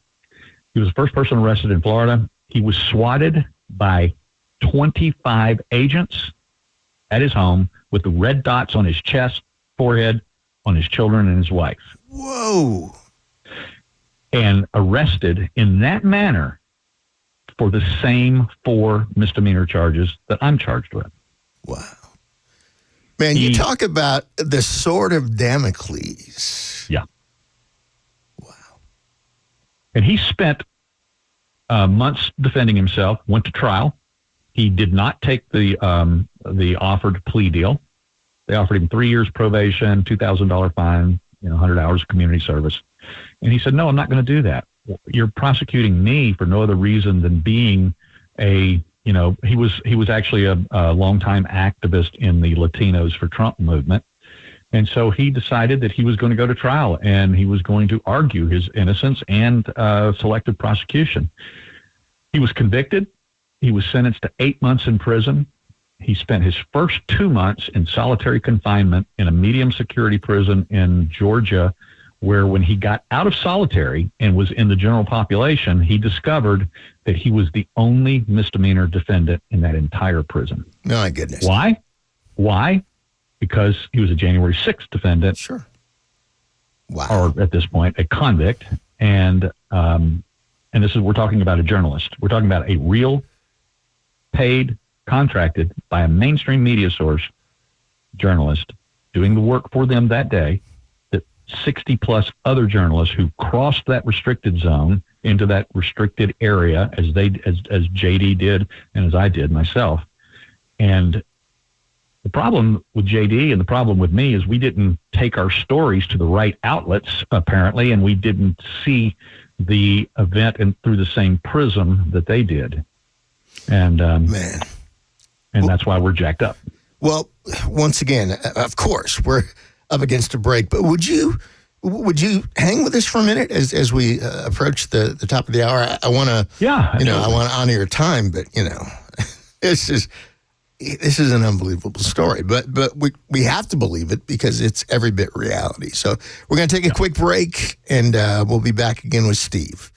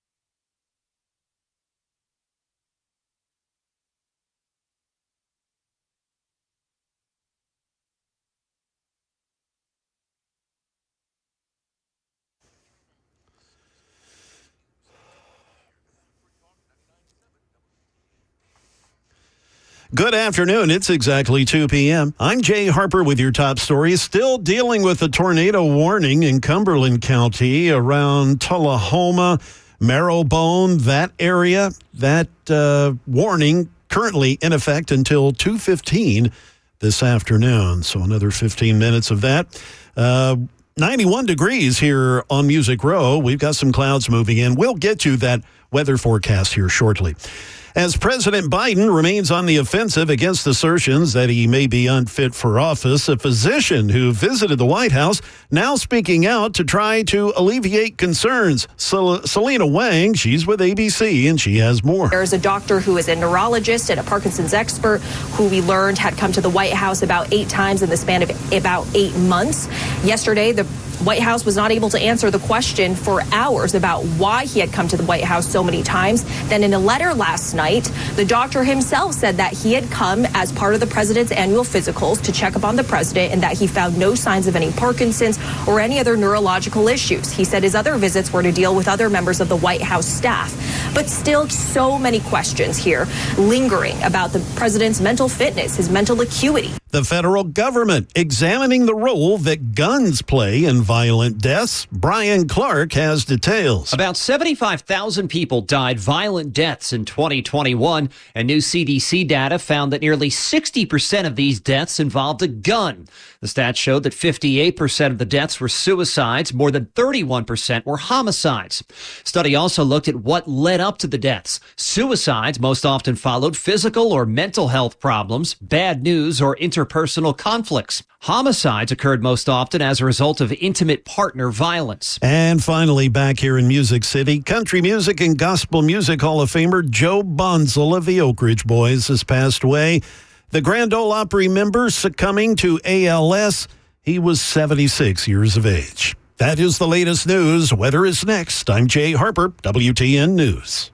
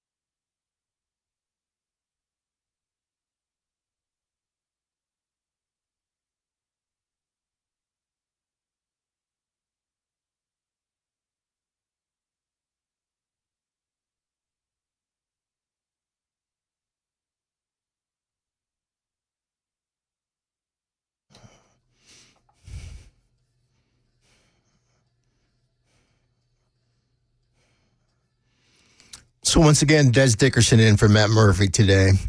And we want to thank Steve Baker for hanging with us, staying over into the third hour. And again, what an amazing story. Obviously, this saga goes on, and it's not it's not an episodic on Netflix, because you wouldn't believe this stuff. If somebody wrote it, you wouldn't believe it. But this is real, and if you would just share your thoughts. What are your next steps? Where are you headed from here? Right now, Dez, I'm just working. I have been very fortunate that in my investigative journey through this process, both before I was with Blaze and now that I'm with the Blaze, I have been able to uncover and release some of the most important stories related to January 6th, related to the corruption at the Department of Justice and the FBI, at the Capitol Police, and I've got my head down, and I'm going to still continue plowing through this. I've got a lot more to go. I have a, as Rush used to say, I have a very large stack of stuff. I don't even know if I'm going to get to all of it eventually, but I'm going to continue to dig through that stack of stuff. I have a lot of leads. I have a lot of stories that I'm working on, and we're going to continue bringing those out. As a matter of fact, the Blaze has really honored me. They've actually given me their own URL on their website. It's theblaze.com/truth. Blaze.com, theblaze.com/truth. And that is all of my stories related to January 6th, including the investigative stories involving the Capitol Police, the Capitol Police officers who have perjured themselves in trial testimonies, who perjured themselves in congressional testimonies, who by those testimonies have put people in prison for decades that are innocent of the charges brought against them. And we've been able to bring that to the American people, and many other stories like that. And I think right now I'm working on what may ultimately be the biggest story of my life, and spending I'll just tell you that it's 3.5 years in the making, and it's taking a lot of work. And these types of stories, the kind of things that can move the needle, take that long. A lot of people say, well, why don't you, if you know something, just bring it, just publish it on X. Post it, put it on Facebook, get it out there. Well, unfortunately, that's not the way it works. When you're dealing with investigating federal corruption, there's a lot involved, and every I has to be dotted, every T crossed, every source has to be validated and cross-checked.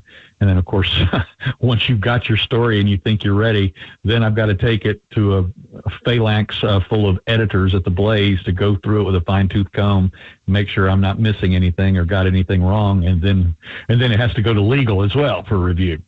So that's just the process, and these things take time. And unfortunately, a lot of the stories that I'm working on, there are lives that depend on it, and that's why we have to get it right. But unfortunately, in the process of getting it right, some of these people are sitting in prison unfairly and unjustly. Wow. Well, two things. I want to encourage everybody to go to that URL and dig in and go, because there's so much that, there wasn't even time to cover in terms of what you've uncovered. So I invite everybody to go and check out for themselves. And also, on behalf of our audience and everyone, I want to thank you for your courage and what you've undertaken. And interesting, you mentioned moving the needle. The thing I've been encouraging our audience to do is recognize that you, where you are, look, you may not be able to do what Steve has done, and you may not, have the cojones to do what Steve has done. But you can move the needle where you are in your sphere of influence. And that's what we're talking about. We're going to keep talking about it here. And Steve, would you, just keep us posted and, come back with us again? Because now you've teased us again. the story 3 years in the making. We got to hear that. Yeah. But if you would, if you come back on with us when when you have something you'd like to share, we so appreciate it. The audience appreciates it. I appreciate it. And this is an amazing, amazing journey and a real life journey. And you have paid a price so far and continuing to do so. And thank you so much for it. Thank you, Dez. I really appreciate you having me on and let me tell that story today. And next time, let's talk about these stories that are so important. More people need to hear about them. More people need to know about what the federal government is doing, what the Department of Justice particularly are doing to people individually. The laws, the Department of Justice, the laws they are breaking in order to ruin people's lives that don't comport to their preferred worldview and narrative. And that's the stories that I'm working on. Well, we look forward to that, and I'm glad to clear the space. Do like a good NBA basketball game, clear the court, let them drive the lane, and we look forward to getting with you again. Thank you so much, Steve. Thanks, Dez. All right, Steve Baker from The Blaze. Amazing stuff. And like I said, we just barely scratched the surface. And, again, as I started the conversation, it's the long, strange trip of life. And Steve and I, met 30-something, probably close to 40 years ago, just being knuckleheads of the music business. And here we are. He's doing some of the most important work that there is that can be done right now. And there's work for you to do and work for me to do. And we look forward to continuing it. So, we've rounded the clubhouse turn. I'm going to go back to just review a few of the things that we started unpacking yesterday and talk specifically, full circle. What is it you can do? What is it you can do? What are the ways that you can move the needle where you are? Because that's really what it comes down to. It's not about sitting back and letting the Steve Bakers of the world, kind of take the bullets. This is a job for all of us, and this is a job that everybody has a role to play. So I want to encourage us, provoke us, do whatever I can do to move us toward moving the needle. We've been talking about, as has everybody, the developments of the last, couple of weeks, the last couple of days. And we were talking about how the Democrats have pulled out the long knives on one another. And there's been more since we've been on the air. And, we'll have time to get to that and unpack it and get into more. I'll be back with you on Thursday as well. But in the meantime, here's the thing. With respect to what's happening on the unreality cohort, the Democratic side of the aisle, some of you are asking yourselves, I'm sure, is this real? All these folks who have been the staunchest enemies of freedom and freedom of speech that have now all of a sudden, come out sounding like, William F. Buckley. Is it real? Is it a rope-a-dope? Is it actually a come to Jesus moment? Or is it a Satan disguised as an angel of light moment? Is it genuine? Is it short term, doomed to be short lived? Is it simply utilitarian? And I said this yesterday. Or is denial actually giving way to acceptance? Have these developments caused people, significant numbers of people to go, well, wait a minute. Maybe I've had this wrong. Maybe we've had this wrong. I think it's more likely all of the above, but we'll talk about that some more after we take yet another break. Because us folks on radio, we have to stop and hit the restroom every once in a while ourselves. It's not like the old days of album radio where you could put on Inagata Vita head to the men's room. You know, That's actually what Jay brought up yesterday when we were waiting on you to get back. And we were talking about being able to throw on a free bird or put a Stairway to Heaven on, and you knew you had a good solid 8 minutes. And next time we may have to do that. It was funny. We were joking because in my long career, my long illustrious radio career, it was the first time I actually missed coming back from the break. Because I was indisposed. Actually, no, I was going to make a really bad 70s drug joke, but I'm not going to do that. But we're going to take another break and head to the 19th hole here.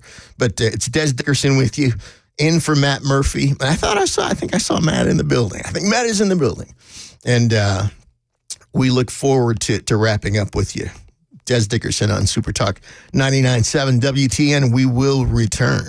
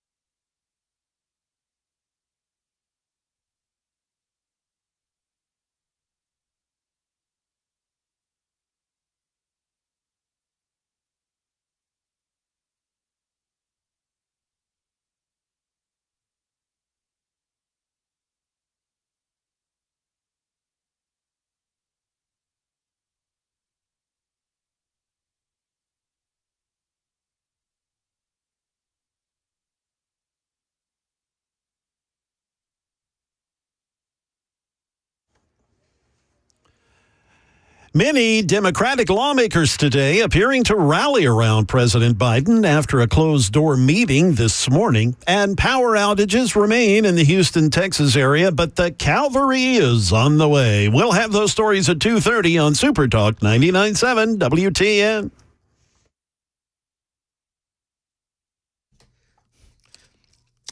After hearing all that stuff, you could be ready to freak out right now, but you know, before we wrap up today, Bill, I've got to hear the "What the Dog Doing" clip. We're going to hold that. It's one of my favorite clips of all time. See, I love just obscure sound bites, and you know, sometimes it's like the spoonful of sugar that helps the medicine go down, and you know, just a little bit of that sometimes helps us to breathe again, and you know, just keep moving forward. But, you know, all of this, you know, what's been happening and the pivots that people have been making in these crazy things, it reminds me of right after 9/11. Remember, right after 9/11, you know, folks in New York and in L.A. were waving American flags and actually behaving in a loving manner toward one another, you know. People on the right and people on the left, and you know, as people were saying, well, we're all Americans. And I remember at that time, in the midst of that moment, telling some folks in a Bible study that I led back then, right at the time of 9/11, that we were going to find something out. We were going to find out if we had genuinely experienced a collective wake-up call, or if some folks, and I knew not everyone would, but if some folks would eventually kind of roll over and hit the snooze button and go back to sleep. And you know, little did any of us know that now all these years later, you know, some folks roll over and hit the nuke button. You know, it got weirder than it's ever been, and you know, and we're still there. And it's good for us to hear the real kind of, you know, pull the curtain back. Let's start paying attention to that man behind the curtain. It's important for us to hear these things because, as I've said, you know, this happened on our watch, people. You know, while we were, you know, watching DirecTV or whatever, this thing happened on our watch, and it wasn't serendipity. It wasn't an accident. You know, there are people who have had plans in their desk drawers going back to, you know, 70s, 80s, whatever, and they've been very patient and they've been very purposeful. But clear thinkers, it's time for us to be as, if not more, purposeful. So yesterday, I talked about 5 ways that you can use recent events to move the needle, to move it in your sphere of influence, in the world that you live in. And, you know, I think, again, some in this current moment, some folks who have been, and you know what, here's the thing. I think a lot of folks are in the original Me Too movement, folks that they heard all the, you know, the racist, sexist, bigot, homophobe, you know, xenophobe accusations and thought, well, that's not me. I'm a good person. And a lot of people, let's just face it, Barack Obama got elected the first time around because a lot of people thought, well, they could just prove it at the ballot box. They could prove that they weren't racist, that they were good people, and that they didn't hate, that they actually loved. And people took that cheese, and we saw where that led us. But, you know, at this point, I think for some people, denial may well be giving way to acceptance. And there's some folks that are coming out of, you know, the post-debate turbulence, and they're actually waking up. I mean, actually waking up. Not woke, but actually waking up. Some, you know, like a boxer that got caught by a surprise right. Some will get their legs back under them and you know, go right back to unreality and throwing those punches. And that's the way it always is and the way it always will be. And I'm not concerned about that. But as we said yesterday, let's not let a good punch go to waste. In the words of Rahm Emanuel, let's not let this crisis go to waste. Let's follow up with some crisp combinations of our own. And maybe to kind of work the MMA thing into it, maybe a roundhouse kick or two. We've got a real shot at making it stick with some people. Not everybody, but some people. And we have a genuine opportunity to move the needle. So I talked yesterday about 5 PowerPoints that every clear thinker needs to activate right now in their own sphere, in their own lives, in the opportunities that they have, that you and I have. And there are at least 5 ways that we can move the needle in our sphere and change the electoral negative, or narrative rather. Well, it's been an electoral negative. Because that's the place where we can collectively make the most significant impact. See, the cohort has fought to keep the narrative hateful and enemy-centered and personal. It's been hate Trump, destroy Trump. Well, but that's unreality in and of itself, because the story's bigger than that.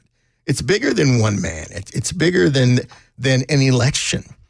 So I'm going to try to get this in before we hit our break. And, we've got a caller who's holding it. I want to make sure that after the break we get them in as well. But there are 5 PowerPoints that you can use to move the needle. Talked about him yesterday. And number 1, competency. And I'm talking about PowerPoints with respect to getting Trump back in the Oval Office. Competency. We need to tell the story. Yeah, people on the left, you hate him, but he's a capable nemesis. And the debate showed that once again. And I think a lot of people, it got through to him. He's competent. Hate him if you want, but he's competent. I'm a Minnesota Viking fan. You know that. And as a Vikings fan, the Green Bay Packers are like Al-Qaeda. Well, that's wild.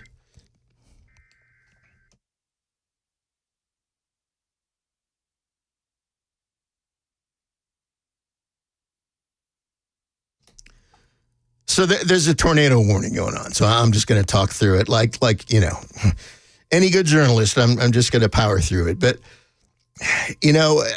as a Vikings fan, when in the years that Aaron Rodgers, Aaron, was the quarterback, I hated that dude. Hated him. But I always had to admit, dude can play though. The guy, if he's not the GOAT yet, he's a GOAT going somewhere to happen. Competency. Second, there's a proven economic track record that Donald Trump has. And the numbers from his term as president do not lie. You look at gas prices, food prices, rent, the basics. And you can use that story. You can tell that story. Use that inflation comparison like a weapon. Third, international thugs fear Donald Trump. They don't fear Biden. None of them take Biden seriously. But none of them would dare to sleep on Trump with Trump back in the Oval Office. Next, what do you have to lose? That was his line with the minority communities. What do you have to lose? People you threw in with the biggest loser of all time. Do you honestly think Donald Trump could be worse as president? And then finally, true ugly brings into perspective mere differences. At the end of the day, you didn't like his tweets. You didn't like his tone. You didn't like this whatever. And you foolishly talked yourself into the Biden beauty contest and got rope-a-doped. You got rope-a-doped into the biggest hotel, motel, Holiday Inn, worst closing time decision of all time. Well, you can do something about that now.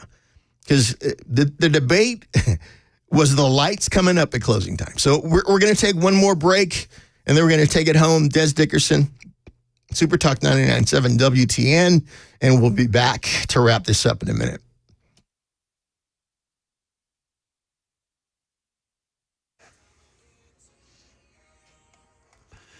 Good afternoon. It is 2:30, and I'm Jay Harper with your top stories. The Nashville metro area currently under a tornado watch, which of course means that conditions are favorable for a potential tornado. Again, we are just under a watch at the moment until 11 p.m. That does include, of course, Davidson County, Robertson, Rutherford, Trousdale, Williamson, Wilson, Sumner. So, again, the immediate Nashville metro area under a tornado watch until 11 p.m. Currently, it is mostly cloudy, 91 degrees here on Music Row. I do see where there are some pretty serious storms to our southwest of the downtown Nashville area that are moving this direction. So it's going to be one of those kinds of afternoons. Democratic lawmakers getting to the news here today, appearing to rally around President Biden amid concerns of his viability as the Democratic presidential nominee. The members gathering for a closed-door caucus meeting earlier today with several members, including Representative Jim Clyburn out of South Carolina, telling reporters he is ready to support the president. We are riding with Biden. Was there conversation about Vice President We are riding with Biden. Was there conversation about Vice President Kamala Harris in there? We are riding with Biden. Now, as we head to the Texas Gulf Coast, CenterPoint Energy, which is the main power provider down there for Houston, they advised nearly 2 million customers to expect a multi-day process to restore their electricity after Hurricane Beryl moved through that area yesterday. But the lieutenant governor in Texas, Dan Patrick, he told reporters today the utility, they're bringing in an additional 11,500 workers to help. Linemen, tree trimmers, to add to their force of 1,675 that they have on the ground. And so we expect to see about 1 million customers get power by tomorrow. Again, we do want to remind you the Nashville metro area, Middle Tennessee, from about Columbia northward is under a tornado watch until 11 p.m. It does look like the Columbia area is getting a bit of rain at the moment. That is the latest news. Weather is next. I'm Jay Harper, WTN News.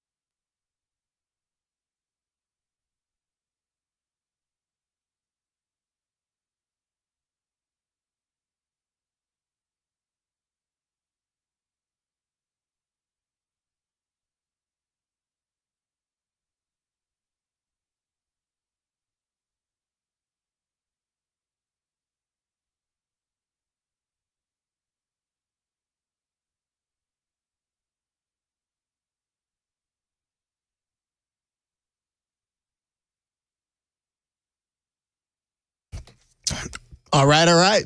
We're back. What the dog doing? Play that again. I got to have that again. What the dog doing? So that's my favorite. What the dog doing? Favorite clip of all time. So we got Dan Holding in Franklin, and Dan, want to thank you. Always appreciate it when people are patient and they hang in there, and so we're gonna bring Dan on board. He's got something on the KJP briefing to share, which is always a pleasure. we all love listening to Corinne. But, what do you got? She's amazing. And I have been more patient with Joe Biden under the 3.5 years. So staying patient for a few minutes on your show is a delight. I actually call her Jean-Claude Van Damme Pierre, and that goes right into your kickboxer thing, the roundhouse from before the break. The only problem is that her roundhouses are really weak, and she's pretty pitiful when she gets up there, especially recently, and tries to fight back the media. But the one thing that I wanted to say that I wish we would get Tim Scott and Byron Donalds and other people to hold them account on is every single time, and this time it was Jean-Claude Van Damme Pierre, she said that when Biden, she said it today in the press conference just a few minutes ago, she said the president was proud to meet with the Congressional Black Caucus. And I cannot believe the Democratic Party continues to get away with this. I don't know if anybody at the station there remembers, but about 25 years ago, there was a guy who had been up in the military. He was African American, and he was at some hearing, and Barbara Boxer was there. And she told him, "Oh, you must be proud. You must be proud." And the guy went off saying, "This is racist." And he went off on Barbara Boxer like nobody's business. Awesome. And the Democrats talk down to African Americans unbelievably all the time, and they should be called out on it every single time they do it. Absolutely. I have said the thing that literally for me, that was my pivot point out of the cohort. Because all black people of African, or Americans, I should say, of African descent, who grew up as baby boomers, as I did, you were kind of programmed to believe that somehow we had some sort of genetic loyalty in a DNA strand beholden to the Democrat Party, when in reality, the Democrat Party subjected black people. There was such prosperity, even in the midst of people navigating Jim Crow. And it was Byron Donalds that got pilloried for the statements that he made.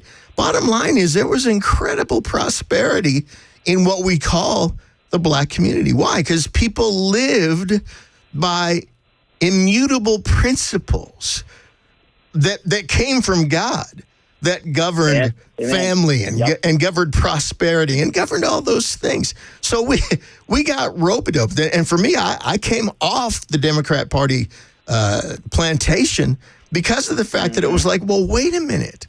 They've done nothing but subject black people and pimp us for votes. Yeah, and Lawrence Taylor recently came around, and I wish Trump would do more events with him because he is the Babe Ruth. He's the Willie Mays of his position in the NFL. And in closing, I'd like to say, remember, one of the biggest racists today is Joe Biden, who said, don't forget it, all the listeners and everybody at the station, remember, Joe Biden said, poor kids are just as smart as white kids. Yes. That's our president. Yes. Never forget it. Never forget it. Well, Dan, this was awesome. Thanks so much for holding. Thanks so much for your call. And, it's time to move the needle. And the needle is moving in the black community. It is moving. So, and we're going to keep moving it. And this is one brother they don't want to have too big a megaphone, because I ain't scared. But I want to mention real quick before we head into to yet another break.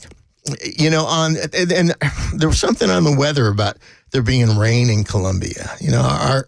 Our youngest son, Cannon, is actually at football practice in Columbia, at Columbia Academy, as we speak. So I can't wait to hear his story, because it's bound to be interesting. And they're 2 days out from actually going into pads, and it's about to get really real. It's his first season playing, and he came home from school one day last at the end of last year and said, I joined the football team, which is awesome, because that it's in our family. It's like it's a thing.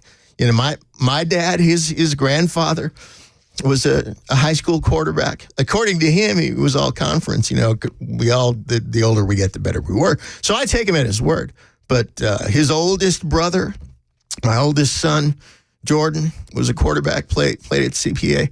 Actually, and I got to share this story, a proud papa story that's still, 20 years later. But, he was in the Manning Passing Academy, I think going into his junior year. And Peyton himself pulled my son Jordan aside and said, you throw the best back corner fade in camp. And, I still tell that story because that's pretty awesome. But I want to mention, speaking of Columbia, on our drive back out of the the primordial swamp that used to be Nashville, on our way back to Murray County, I was listening to the show and heard Matt mention that he listened to my show yesterday and enjoyed it, and he invoked a little known rule that, folks sitting in for him, he wanted him to do well. But here's the key, though. Don't do too well. You don't want to do too well. So today, I tried to back it down a little bit and brought in my friend Steve Baker from The Blaze, thinking, we could kind of tone it down and do something a little bit more low key. And obviously that went a different way. But again, so thankful for Steve and what he shared and that inspiration, because we need it. So it's Dez Dickerson in for Matt Murphy, who will be in just a matter of moments in his capacity today, sitting in for Brian Wilson and doing the drive, doing the I call that the He-Man slot. That's the slot for real men, because it's longer and it's a whole other thing. It's not for the faint of heart. So Matt will be on here in a few minutes. It's been a great day, and I've enjoyed it. And frankly, now I'm like, well, what am I going to do Thursday? Crap. I don't know. Maybe we'll get into some online betting. No, just kidding. But it's been great, and I hope you've enjoyed the show today. We are looking forward to continuing to inspire, to provoke to greatness the clear thinkers. Clear thinkers, it's time for us to rise up. It's time for us to take advantage of this moment. It's time to seize the day. And to quote Bain again, it's time for us to take back, not just take back our city, it's time to take back our country. And I know that you're up for it. I know that you're the people. You wouldn't be listening to this station if you were not of that number. So we're going to take one more break. Dez Dickerson in for Matt Murphy, Super Talk 99.7, WTN. We will be back.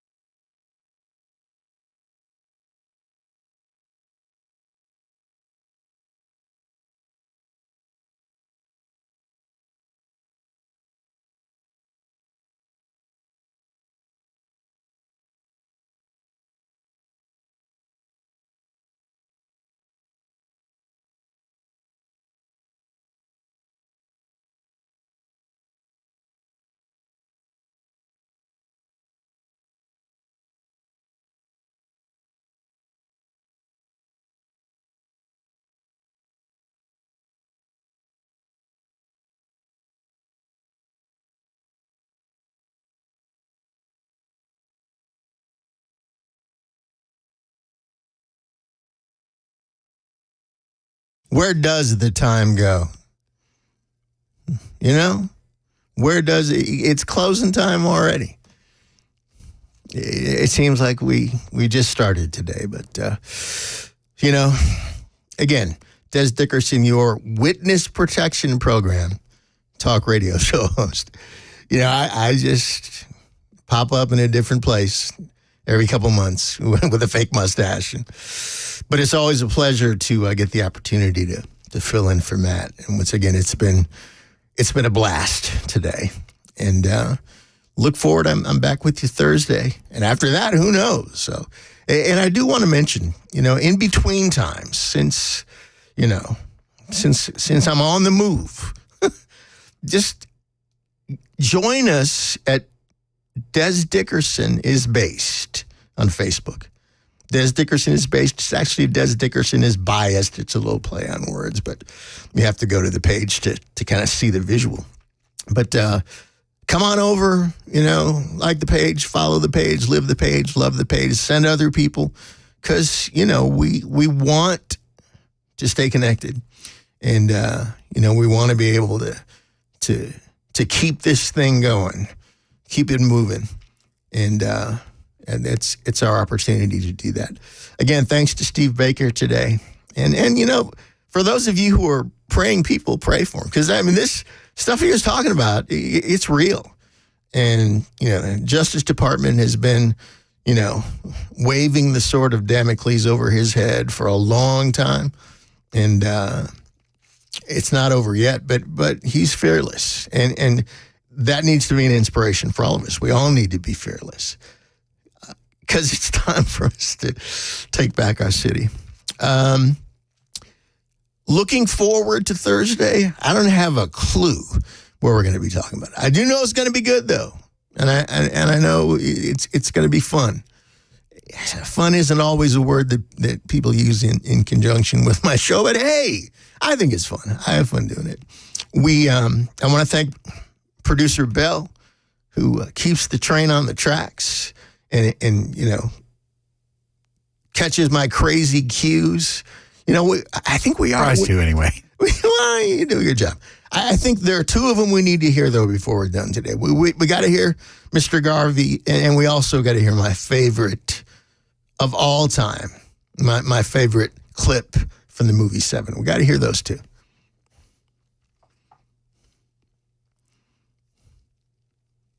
And we will. I guarantee we will. Mischievous and deceitful, chicanerous and deplorable. Yeah. And what the dog doing? What the dog? What the dog doing? And that's Joe Biden, actually. It's a little known, but that's a Joe Biden clip. And if we can pull up the Morgan Freeman clip, and we'll go out on that today because it's apropos, and I personally relate to this one. Well, anyone who spends a significant amount of time with me finds me disagreeable. Not really. No, people love me. That's just irony, but I relate to that one too. So, hey, listen, have a great day. Stay out of tornadoes and stuff like that. We'll be with you Thursday. Talk to you soon. Matt's up next on The Drive. We'll see you.